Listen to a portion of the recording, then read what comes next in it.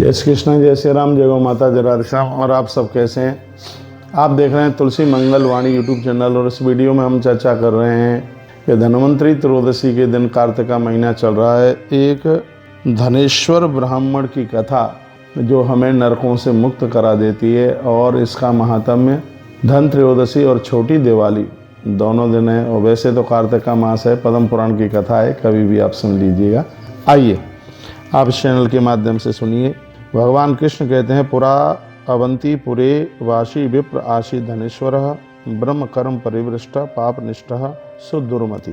कहा गया है कि प्राचीन काल में अवंती नाम की नगरी में एक धनेश्वर नाम का ब्राह्मण रहता था। वह दुर्गति, ब्रह्म कर्म नहीं करने वाला और पापी बहुत ज्यादा था, दुर्मति था। तत्पश्चात वह इतना झूठ बोलता था, रस शराब बेचने वाला था, चोरी, वेश्यागमन, मदरापान, जुआ खेलना ये उसके लिए कोई बहुत बड़ी बात नहीं थी। लिखा गया, रसः कमला परमादि विक्रयानुवर्तन स्त्रीय वेश्या सुरापान धूता संशक्त मानस। यानी कुल मिलाकर के उसका जीवन बिल्कुल बिगड़ चुका था। वह क्रय विक्रय करने के लिए एक देश से दूसरे देशों में जाता ही था। वह धनेश्वर माहेशमती नामक नगरी में गया, जिसे आज वर्तमान समय में मंडला कहते हैं, मध्य प्रदेश में जगह। प्राचीन काल में उस नगरी को माहेश राजा ने बसाया था, अतः उसका नाम माहेशमती पड़ा। उस नगरी में पाप नाशनी माता नर्मदा सुशोभित थी। माँ नर्मदा बह ही रही है। नर्मदा मैया के किनारे पर ही गोतीर तुलसी तपोवन गौशाला वहाँ पर बनी। लिखा है, यश्या बप्रटता भाति नर्मदा पाप नाशी। ऐसी माता नर्मदा जो सबके पापों को क्षय करती है और वह वहाँ बहती है। वहाँ पर अनेक गांवों से आए हुए कार्तिक व्रत करने वाले मनुष्यों को वहीं पर बिक्री करता हुआ 1 महीना उसने वहाँ निवास किया। वह बेचने के लिए प्रतिदिन घूमता हुआ नर्मदा के तीर पर स्नान करके जप तथा देवार्चन करते हुए ब्राह्मणों को देखता था। उनमें कुछ प्राण पढ़ते थे तो कुछ उनसे सुन रहे थे। वह लोग नृत्य गायन और वाद्य बजा रहे थे।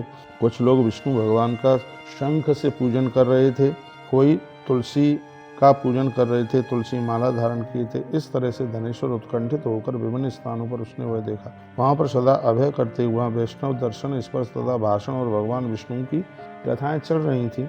तो कहा गया, इस तरह से वह वहाँ 1 मास रह गया। 1 महीने तक वह वहीं रहेगा। ददर्श कौतुका विष्टास तत्र तत्र धनेश्वर। उसके बाद जब कार्तिक व्रत का उद्यापन किया जा रहा था तो उसने भक्तों द्वारा भगवान विष्णु का जागरण देखा। रात्रि भर वहाँ रुका। उसके बाद सूर्यास्त के समय पूर्णमासी को अनेक प्रकार के पूजन आदि को उसने देखा, जिसे कार्तिक पूर्णिमा कहते हैं। तो उसने देखा कि व्रत करने वाले ब्राह्मण भोजन तथा दीपदान कर रहे हैं। ब्राह्मणों को भोजन कराया जा रहा है, दीपदान हो रहा है, ये उसने अपनी आंखों से देखा। इसी दिन शिवजी ने त्रिपुर दहन किया था, इसलिए भक्त इसी तिथि को महोत्सव के रूप में मनाते हैं। जो मुझमें और शिवजी में भेद बुद्धि करता है, भगवान सत्यभामा को सुना रहे हैं।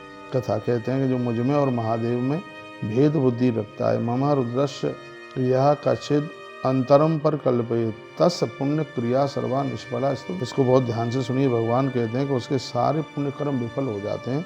वहाँ पर नृत्य इत्यादि देखता हुआ धनेश्वर घूम रहा था। उसी समय काले सर्प ने उसे काट लिया और मूर्छित होकर के वो धरती पर लिखा है, सर्प ने उसको डसा। लिखा है, तावत कृष्णा हिनादिष्टो विकला सा पपातः। लोग उसको गिरे हुए देखकर करुणा युक्त होकर परस्पर में कहने लगे, तुलसी मिश्रित जल से उसके मुख में मुख में तुलसी से मिश्रित उन्होंने उसको जल डाला। उसके बाद उसके मर जाने पर उसकी मृत्यु हो गई। यमदूत उसको बांधकर उसको कोड़ों से पीटते हुए और ले गए। उसको देखकर चित्रगुप्त ने उसको डांट कर यमराज से कहा कि बचपन से ही जो पाप कर्म किया था। पूछा गया, किसने पाप किया है, क्या किया है? तो चित्रगुप्त ने कहा कि इसने बचपन से जो पाप कर्म किया उसको 100 वर्षों में भी मैं नहीं गिना सकता कि इसने कितने बड़े पाप किए।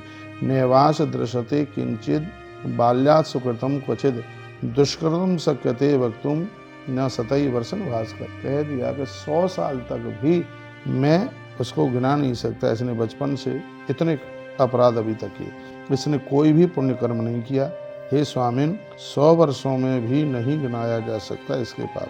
कोई इसने अच्छा काम किया नहीं है, अतएव इसको पूरे कल्प भर नरक में ही पकाया जाए। भगवान श्री कृष्ण कहते हैं, इस बात को सुनकर यमराज क्रोध करके अपने दूतों से कहने लगे कि अपने कालाग्नि के समान भयंकर रूप को दिखाओ। यम ने कहा, हे प्रेत, इसको अपने मुदगरों से मारो और इसको ठीक से इसको सुधारो। भगवान श्री कृष्ण कहते हैं, जब मुदगर की मार से उसका सिर फूट गया तो उस प्रेत गया था तो उसे प्रेत ले गए और खोलते हुए कुंभी पाक में एक कड़ावे में उसको फेंक दिया गया। जब वह उसमें डाला गया तब वह कुंभी पाक शीतल हो गया। उस व्यक्ति को डालते ही, कड़ावे में डालते ही, और वह तेल है वो बिल्कुल शीतल हो गया। स्पष्ट लिखा हुआ है, कुंभी पाक यथा वेणी रहाद क्षेपणात् पुरः, वो बिल्कुल ठंडा हो गया, वो बिल्कुल शीतल हो गया। कहा गया है कि उस महान आश्चर्य को देख करके प्रेत आश्चर्यचकित हो गए और वह वेग पूर्वक आकर सारी बातें यमराज को कही। यह प्रेत से उस कौतुक को सुनकर के नहीं रह गया और उन्होंने अच्छी तरह से विचार किया कि बात क्या है। उसी समय हंसते हुए वहाँ नारद जी आ गए और नारद जी ने यम को जो बात कही थी वो बड़ी अद्भुत थी। देवसी नारद क्या बोले, नेवायम निर्यान भुक्तुम क्षमः सवित्र नंदन यस्मादेतस संजातम कर्म यन्निर्यापहम। नारद जी कहते हैं, यम यह नरकों को नहीं जा सकता, क्योंकि इससे नरकों को दूर करने वाला कार्य हो गया है। जो पुण्यवान पुरुषों का दर्शन स्पर्श करता है उसके सगरे पाप जल जाते हैं। कार्तिक नहाने वालों का इसने दर्शन किया है, जलते हुए दीपकों को देखा है, भोजन करते हुए ब्राह्मणों का इसने दर्शन किया है।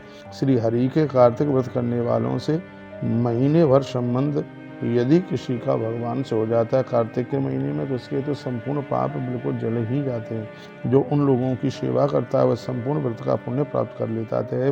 कार्तिक मास में उत्पन्न पुण्यों की कोई संख्या नहीं है, इसमें कितने पुण्य हैं। लिखा गया है, वरचर्या कृत शाम संपूर्ण व्रत पुण्य भाव। कितनी बड़ी बात कही है। कार्तिक स्नान करने वालों की कोई सेवा कर ले उसे 1 महीने के कार्तिक का फल प्राप्त हो जाता है। नास अंतेव सर्वाणी विष्णु सदगत वत्सला, उसके सभी पाप जल जाते हैं, अंत में वो भगवान विष्णु के लोक को प्राप्त होता है। तो नारद जी कहने लगे कि ये सब सौभाग्य इसको प्राप्त हुआ है। अंत में तुलसी मिश्रित नर्मदा के जल से इसको वैष्णव लोगों ने नहलाया और इसके मुंह में जल डाला, तो इतना पुण्य कि इसके तो सारे पाप ही जल गए।